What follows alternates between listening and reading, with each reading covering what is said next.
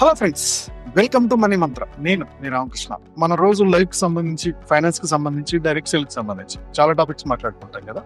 ఈ రోజు ఫైనాన్స్ కి సంబంధించి మ్యూచువల్ ఫండ్స్ లో వచ్చే రిటర్న్స్ మీద 12.5% ట్యాక్స్ ఉంది కదా. ఆ ట్యాక్స్ కట్టకుండా మనీ సేవ్ చేయడానికి ఏమన్నా ఛాన్స్ ఉందా అని చెప్పేసి మన వర్క్ షాప్ కట్టింది నేను క్లయింట్ అడిగారు. సో దాని గురించి మనం ఒకసారి డిస్కస్ చేద్దాం. హలో ఫ్రెండ్స్, సండే 11 నుంచి 1 o'clock ఒక వర్క్ షాప్ నడిపించబోతున్నాం. సో ఈ వర్క్ షాప్ లో అసలు మీ ఫైనాన్షియల్ డ్రీమ్స్ ఏంటి, ఇప్పుడు ఈ ఇన్ఫ్లేషన్ కి తగ్గట్టు మీ పిల్లల ఎడ్యుకేషన్ కి ఒక మంచి కాలేజీలో చదివించాలనుకుంటే పేమెంట్ సీట్ అయితే ఎంత ఖర్చు వస్తుంది, ఎక్కడ సేవ్ చేసుకోవాలనేది కూడా చెప్తాము. పిల్లల మ్యారేజ్ కి ఎలా ప్లాన్ చేసుకోవాలి, మీకు రిటైర్మెంట్ ప్లాన్, ఎంత బడ్జెట్లో ఇల్లు కొనాలి, మీ శాలరీకి ఎంత బడ్జెట్లో కారు కొనాలి, యాక్చువల్గా మీ శాలరీకి ఇన్సూరెన్స్ ఎంత ఉండాలి, అలాగే మీ నెట్వర్త్, మీ అప్పులు రెండు లెక్కేస్తాము. మీ బడ్జెట్లో ఏమన్నా అమౌంట్ మిగులుతుందా, ఆ మిగిలింది ఎక్కడ సేవ్ చేసుకోవాలి, ఒకవేళ అప్పులు ఉంటే అప్పుల నుంచి బయటపడడం ఎలా అనేది మీకు ఎక్స్ప్లెయిన్ చేయడం జరుగుతుంది. పార్ట్ టైం బిజినెస్, పెట్టుబడితో చేసే బిజినెస్లు ఏమున్నాయి, పెట్టుబడి లేకుండా ఏమేం చేయొచ్చు, 18 రకాల జాబులు ఏమున్నాయి అనేది ఎక్స్ప్లెయిన్ చేస్తాము. ఈ ఫైనాన్షియల్ క్యాలిక్యులేషన్స్ అంతా మీకు ఎవరైనా ఒక ఫైనాన్షియల్ అడ్వైజర్ చేసి ఇవ్వాలంటే బయట 8,000 తీసుకుంటారు, మనం 499 రూపీస్కే ఈ ఫైనాన్షియల్ ప్లానింగ్ ఇస్తాం. సో సబ్జెక్ట్ లోకి వస్తే, నాకు వర్క్ షాప్ అటెండ్ అయిన క్లయింట్ యాక్చువల్ గవర్నమెంట్ జాబ్ అన్నమాట. సో అతను నెలకి ఒక 20,000 ఎస్ఐపి చేయాలనుకుంటున్నాడు. సో అతని ఏజ్ ఇప్పుడు 25 years దాకా చేయాలనుకుంటున్నాడు. నాకు అమౌంట్ చాలా మిగులుతుంది, నేను దీన్ని కంటిన్యూగా కన్సిస్టెంట్గా చేయగలుగుతాను. తర్వాత ఖర్చులు పెరుగుతున్నా సరే నాకు శాలరీ ఇంక్రీజ్ అవుతుంది, నేను వాటితో మేనేజ్ చేస్తా, నేను ఇది తీసేస్తా. ఈ 25 yearsకి నా అమౌంట్ మెచ్యూరిటీ అవుతుంది కదా, నేను తీసుకుంటా కదా. ఆ తీసుకునేటప్పుడు దాని మీద ట్యాక్స్ ఎంత పడుతుంది, అది నేను కట్టకుండా ఉండాలంటే ఏంటి అని. సో ఇతని పాయింట్ ఆఫ్ వ్యూలో 25 years 12% రేట్ ఆఫ్ ఇంట్రెస్ట్ లెక్కేసాను, 20,000 per month. సో ఇతను పెట్టేది 60 lakhs, ఇంట్రెస్ట్ 2 crores 80 lakhs 44,000. ఎందుకంటే లాంగ్ రన్ 25 years కాబట్టి.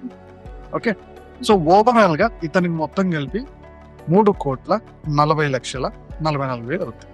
ఇతనికి ఏదైతే క్యాపిటల్ గెయిన్ ఉంది కదా, 2 crores 80 lakhs 44, దాని మీద యావరేజ్ గా సెస్ ఇవన్నీ చాలా ఉంటాయి. నేను ఓన్లీ 12.5% ట్యాక్స్ తీసేస్తున్నా. సో ఆ దాని మీద ట్యాక్స్ 35 లక్షలు 5,000 చేంజ్, 35 లక్షలు దాదాపుగా. సో 36 లక్షలు వద్దనుకుందాం, సెస్ ఇవన్నీ కలుపుకుంటే 36 lakhs పోతుంది. ఆ 3,40,00,000లో ఈ 36 లక్షలు పోవడం అనేది చాలా లాస్ అయిపోతుందని ఫీలింగ్ ఉంటుంది కదా ఎవరికైనా. 36 లక్షలు ట్యాక్స్ కట్టడం అనేది మనసు ఒప్పట్ల.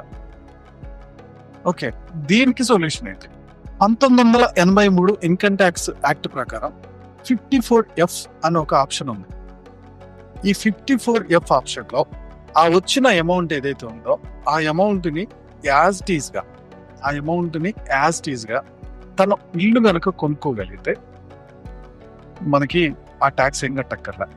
సో మ్యూచువల్ ఫండ్స్ రిటర్న్స్ మీద, గోల్డ్ రిటర్న్స్ మీద లాంగ్ రన్ లో వచ్చే క్యాపిటల్ గెయిన్ ఏదైతే ఉంటుందో ఆ క్యాపిటల్ గెయిన్ తోటి ఇల్లు కొనుక్కుంటే, ఒకటి ఇల్లు లేదా 2 ఇల్లు, 2 ఇళ్ళ వరకు పర్మిషన్ ఉంది, ఆ 2 ఇల్లులు కొనుక్కుంటే ఇతను ట్యాక్స్ ఏం కట్టక్కర్లా. ఆప్షన్ నెంబర్ 2, ఆ కొన్న ఇల్లు మళ్ళీ 3 సంవత్సరాల దాకా అమ్ముకోవడం. ఒకవేళ అమ్మేసేవా మళ్ళీ మొత్తం ట్యాక్స్ కట్టాల్సి వస్తుంది. 36 లక్షల ట్యాక్స్ అనుకున్నాం కదా, ఆ ట్యాక్స్ అంతా కట్టాల్సి వస్తుంది. సో నేనేం చెప్పానంటే, అతను గవర్నమెంట్ ఎంప్లాయీ, చాలా ట్రాన్స్ఫర్లు అవుతున్నాయి. సో నువ్వు ఎట్లాగో ఇప్పుడు ఇల్లు ఎక్కడికి పోయినా రెంట్కి ఉంటావు, ఇల్లు కొని ఉద్దేశం లేదంటావు, వాటిని ఇన్వెస్ట్ చేస్తున్నావు కదా. సో నువ్వు ఇప్పుడు ఇల్లు కొని ఇచ్చినా ఆ రెంటల్స్ దాన్ని ఎలా వాడతారో తెలియదు. 25 సంవత్సరాలకి ఆ ఇల్లు వాల్యూ కూడా పడిపోతూ ఉంటుంది, క్వాలిటీ ఉండదు, నీకు నచ్చినట్టు మళ్ళీ మాడిఫై చేసుకోలేవు. ఓకే, సో ఆ టైంకి ఇల్లు ఎక్కడ ఉందాం అనుకున్నావు అక్కడ ఇల్లు కట్టించేసుకో.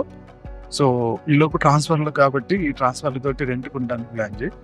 ఈ అమౌంట్ చాలా మెచ్యూర్ అవుతుంది కదా, ఈ మెచ్యూరిటీ వచ్చిన అమౌంట్ అంతా తీసుకెళ్ళి ఇంటికి పెట్టేసుకో, నీకు నచ్చినట్టు ఇల్లు కట్టేసుకో, నీకు నచ్చిన ప్లేస్లో పెట్టుకో, అప్పుడు ట్యాక్స్ కట్టక్కర్లేదు, నీకు ఇది వర్కౌట్ అవుతుంది అని చెప్పాను. ఎట్ ద సేమ్ టైం ఇంకొక ఆప్షన్ కూడా చెప్పాను.